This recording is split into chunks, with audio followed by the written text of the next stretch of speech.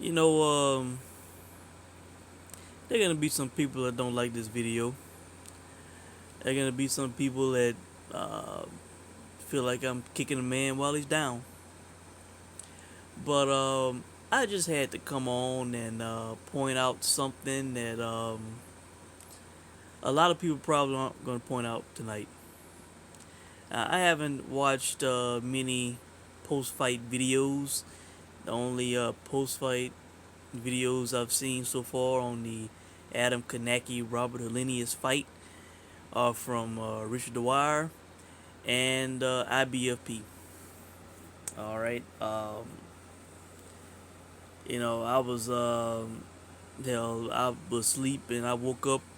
The fight was over, but I had no plans on watching the fight.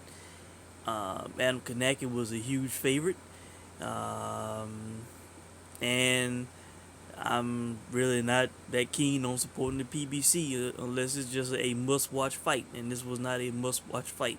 All right. But once again, a huge favorite in a main event loses for PBC.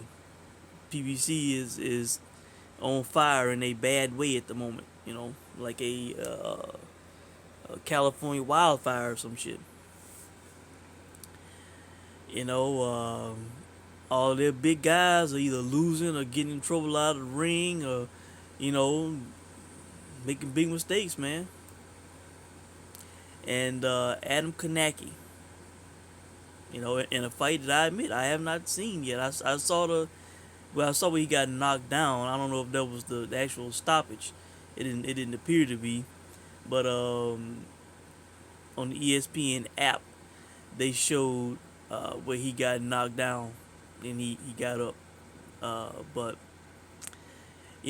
I'm doing this video, man, to remind everybody how this guy um, said what 10 months ago, according to the video that I did covering it, and I'll try to put the link to it in the comment section for anybody who either did not see it or who would like to go back and watch what I said about everything at that time. And it's crazy how some of the things that I pointed out, which ultimately came true for Andy Ruiz and for Adam Kownacki. All right, 10 months ago, when this guy was in the running, I had the possible opportunity to fight Anthony Joshua for 4 world titles at MSG. This guy said on the record that it didn't make sense, that he didn't want to make a quick buck, that he was not a call girl, a prostitute, that he wanted a full 12 weeks. All right, saying that he had given some kind of, I guess, commitment, agreed to fight somebody else, which turned out to be Chris Arreola, of all people. That he had agreed to take that fight. I don't know if it was verbal or written, but there was no effort. He didn't stomp up and down, jump up and down, try to get out of the fight. He just basically accepted it. Meanwhile, Andrew Ruiz was making all the noise in the world trying to get the Anthony Joshua fight. But was not letting anything stop him from getting that fight. And Adam Kownacki, he wanted to take this long road to the title. So what happens? All right, Adam Kownacki, he fights Chris Arreola. Basically goes life and death with Arreola. His stock dropped. He went a full 12 rounds. They were setting the records for punches thrown and landed by heavyweights and shit. You know, he took punishment in that fight, and everybody said his stock dropped. He looked fat and out of shape, and I'm thinking, before this fight, I'm thinking, man, he took a tough fight with Arreola. He took a lot of punishment, and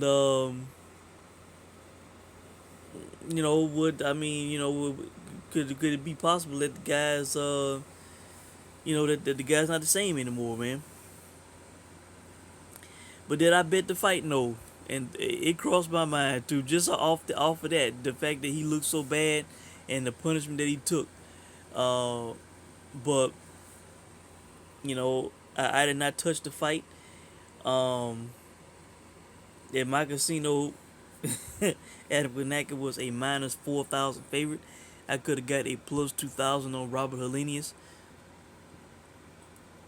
I could have put a 50 on Robert Helenius and made a $1,000 in profit, man. You know, just a throwaway 50. I could have made $1,000 profit off this fight. It did not do it, you know. Um, but Adam Kownacki, does it make sense now? Does it make sense now? You know, he goes life and death with Areola. Took a lot of punishment, stock drop, and then he fights Robert Helenius in a WBA title eliminator for Joshua, a fight that he already could have had at MSG for 4 world titles. If he won, he could have had a high money rematch. You know, he could have been and done exactly what Andrew Ruiz did. But no, it doesn't make sense.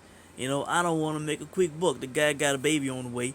He talking about he don't want to make a quick buck. At that time, I'm pretty sure they've had the baby by now. But this guy could have made millions, man. Could have fought for world titles at MSG. Even if he lost, he would have had the biggest payday of his career. And losing to AJ at MSG with 4 world titles would be better than losing to a Robert Helenius in Brooklyn. You know, for an eliminator. Does it make sense now, Adam Kownacki? Does it make sense now? You know, I just had to come on and point it out, man. You know, it might seem like I'm kicking the guy while he's down, but, you know, I don't give a damn. You know, this needs to be pointed out because I don't know if anybody else will point it out. You know, we kind of all forget, you know, some of the things that happened in the past, you know. And I'm gonna go ahead and throw him in it too while it's on my mind. You know, Dillian White. You know, I covered him last year. You know, when he turned down the AJ fight, he could have fought AJ at Wembley for all the belts for the 4 world titles. They had Wembley booked, you know, and he turned it down. You know, he wanted more VOD testing. He wanted what else did he want? He was upset about the purse split and all this and that, you know. Instead of trying to work it out, instead of negotiating, you know. You know, instead of all that, you know, he wants to take the long road to the world title. And now, you know, he's upset because Tyson Fury got the belt. Now he gonna rematch Deontay Wilder, and you know, AJ tied up and all this and that. You know, mad because he can't get his shot right away. Mad because Eddie Hearn wants to make Undisputed fight. I pointed out over and over and over. I said it. You're making a big mistake, man. You're making a big mistake. You should have took that fight. You know, so I don't feel any sympathy for Dillian White either. And I like Dillian White. But he should have took the fight when he had a chance. You know, he whined about VOD testing and all this and that. He didn't have to fight Derek Chisora at the end of 2018. You know, he didn't have to take that fight. He knew that they had Wembley booked. Everybody knew it. And they could have negotiated that fight long, you know, way in advance. He could have got the VOD test and he could have took a lighter touch. That's on Dillian White, man. It's on Dillian White. You know. Now he's fighting, you know, Oscar Rivas and you know, then he had that whole USADA, I mean not USADA, but UCAD issue.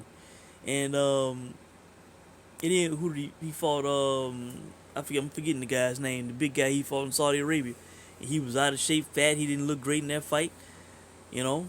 Now he gonna fight Povetkin. Hell, I'm gonna put a little money on Povetkin in that fight, man. Povetkin a plus 300 something favor underdog in that fight. Povetkin a more seasoned fighter. He old. He probably 41 at this point. But shit, I might put a little money on Povetkin, man. At those odds, now if the odds were closer, I wouldn't mess with it. But at those odds, shit, man, he got power and he got experience, man. Dillian White has gone on record saying how inexperienced he is, not a long amateur career, learning on the job. You know, he got dropped by Oscar Rivas. So yeah, he's playing with fire, man. He could get dropped, knocked out, stopped by Povetkin. Could lose to Povetkin, so he's taking a long road to the WBC title.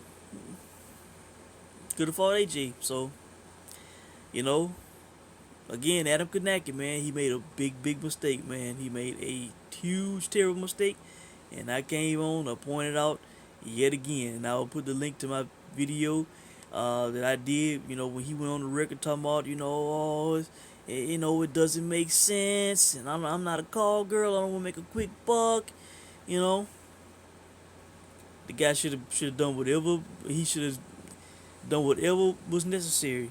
If Heyman didn't want to let him out of the fight, or whatever, or whoever, he should have went on the record. He should have been jumping up and down like, I want this fight. I want whoever let me out the fight. I want the fight. They blocking me from the fight. He should have been clear about it. And this guy went life and death. Stock dropped the areola, and then ultimately goes on to get stopped in a huge upset by a Robert Helenius. Being a businessman gone bad. Ducking gone bad. So that's it, guys. PBC is just going down, and I'm loving it, man. Because I'm not a PBC guy. You know, I just read that Julian Williams didn't exercise his rematch clause against Rosario. That's another champ that, the other guy that was in the huge favorite on a PBC on Fox card or whatever. I don't even know if it was on Fox or FS1. But it's another guy that was a huge favorite and lost. He lost his belts, and not another huge favorite in Kownacki loses to a Robert Helenius, man. A guy who was discarded. Man, damn. All I can say is I wish I would have played this fight. Adam Kownacki might not even be the same, man. And that something could happen before the Areola fight, because he was poor in that fight, and he took a lot of damage, and now he's taking even more damage. Got stopped, so it could be basically downhill for Adam Kownacki for now, man. So maybe mental or physical, something could happen to the guy. He's not gonna be the same, man. Um, it seems like now the only hope that PBC has a heavyweight is Ify Jogba coming up, and didn't he get dropped recently? So that's it, guys. Just want to come on and talk about it. Not trying to keep the guy way down, but hey, I gotta talk about it. Gotta point it out. This is what happened, man, and he made a terrible mistake. Let me know what you guys think, and I'll check in soon. Thanks for watching.